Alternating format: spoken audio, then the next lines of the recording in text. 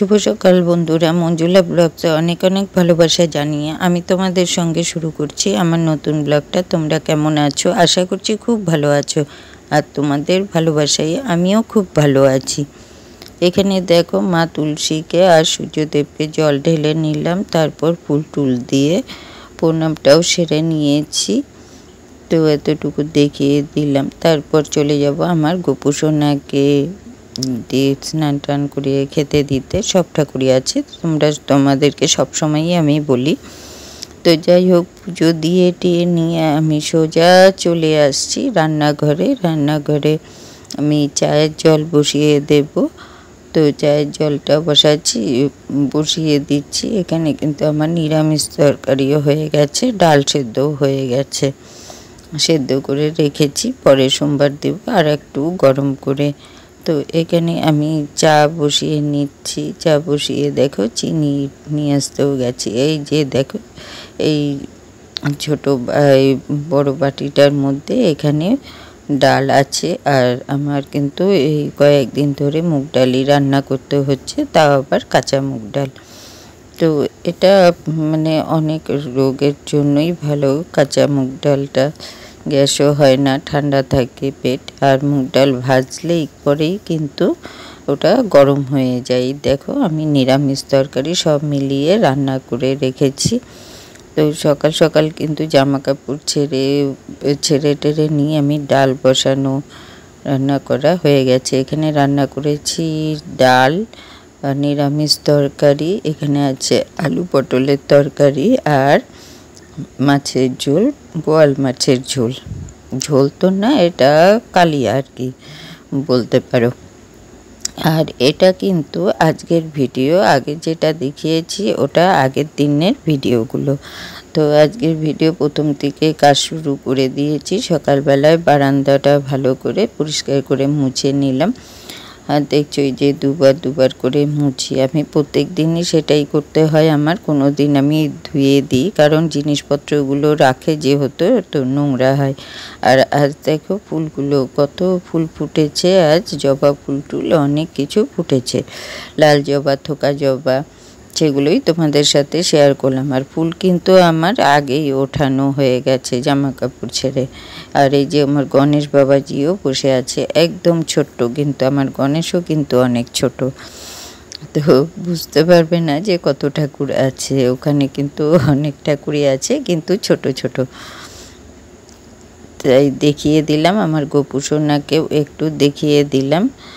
আমার গুরু মহারাজ আছে, আজকেও দেখিয়ে দিলাম। দিতে হয়, সত্য সাই, সিদ্ধি সাই সবাই আছে। আচ্ছা, তো দেখো তারপর আমি বসে গেছি টমেটো কাটতে। আর টমেটোগুলো কেটে নিয়েছি, প্রথম ধুয়ে নিয়ে কেটে নিয়েছি টুকরো করে, তারপর বিচিগুলো ফেলে দিচ্ছি। আর বিচিটা ফেলানোর কারণ হচ্ছে কি জানো, বিচি শুদ্ধ যদি চাটনি বা কোনো সবজিতে দেওয়া হয় খুবই খারাপ। যাদের থাইরয়েড আছে তাদের বিচিটা খাওয়া তো খুবই খারাপ। টমেটোটা খেতে লাগে না যাদের থাইরয়েড আছে আর ইউরিক অ্যাসিড আছে, তো তাদের মানে খেতেই হয় না। এটা কিডনির জন্যও কিন্তু খুব খারাপ। তো আমি ডাক্তার না অবশ্য, কিন্তু যা রোগ আছে আমার ডাক্তার বলেছে আমাকে, সেটাই তোমাদের সাথে শেয়ার করলাম। তাই আমি বিচিটা ফেলে দিচ্ছি, বিচিটা ফেলে মানে চাটনিটা বানাবো। কারণ হচ্ছে কতদিন আর না খেয়ে থাকবো, একটু তো খেতে হয়। তো সব সময় এটা দেখবে বিচিটা ফেলে যেন রান্না করা হয়। আর এই টমেটোর বিচি কিন্তু হজম হয় না, তাই বিচিটা ফেলে রান্না করলে খুব ভালো, অনেক রোগের থেকেই রক্ষা পাওয়া যায়। যাদের থাইরয়েড আছে তারা কিন্তু খেয়েই না, ইউরিক অ্যাসিড, তারপর থাইরয়েড, এগুলো রোগের জন্য কিন্তু টমেটো একদমই খারাপ। আর বিচিটা তো একদমই খাবে না। তাই দেখো আমি পরিষ্কার করে ফেলে নিয়ে তারপর টমেটোটা আমি চাটনি করে দেব। তো আমি কিন্তু টমেটোর চাটনি বসিয়ে দিয়েছি, বসিয়ে দিয়ে পেঁপেটা কাটছি, একটু পেঁপে আলুর তরকারি বানাবো, তাই পেঁপেটাও আমি কেটে নিচ্ছি। আর এখানে দেখো ভালো করে ছুলে নিচ্ছি। পেঁপেটা কিন্তু খুবই ভালো ছিল জানো, আর সেদ্ধ হয়েছে যে আমার একটু বেশি সেদ্ধ করতে হচ্ছে তরকারি, কিন্তু সেদ্ধ যে হয়েছে না একদম নরম হয়ে গেছে, আর একটু মিষ্টি মিষ্টি। পেঁপেটা খুবই ভালো ছিল। আমার বাড়িতেও কিন্তু গাছ ছিল। এই কিডনির জন্য কিন্তু পেঁপেও খুব খারাপ, পেঁপে খেতেই হয় না, কাঁচা পেঁপে বিশেষ করে। পাকা পেঁপে খেতে পারবে, কিন্তু কাঁচা পেঁপে কিন্তু খাওয়া যায় না, তাই আমি কিন্তু একদমই খাই না পেঁপের তরকারি। আর আমি পেঁপের তরকারিটা না খুব ভালোবাসতাম, কিন্তু এখন আমি খাই না পেঁপের তরকারি। সেই মানে আজ থেকে 10 বছর আগের থেকে বন্ধ হয়েছে পেঁপের তরকারি, আমি খাই না। যে শুক্তোতে দিলেও আমি খাবো না, ওটা বেছে বেছে ফেলে দিই কোথাও যদি যাই, আর নিজে তো দিই না পেঁপেটা, তাহলে আমি খেতে পারবো না।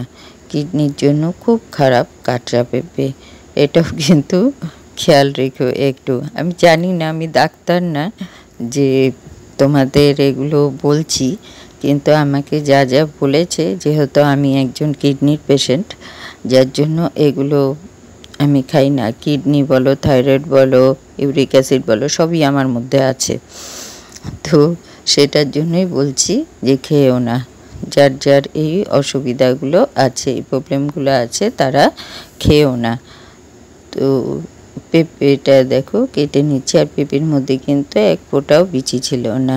আর আমি পেঁপে কাটতে কাটতেই কিন্তু আমার ভিডিওটা শেষ করছি। সবাই ভালো থেকো, সুস্থ থেকো, টাটা।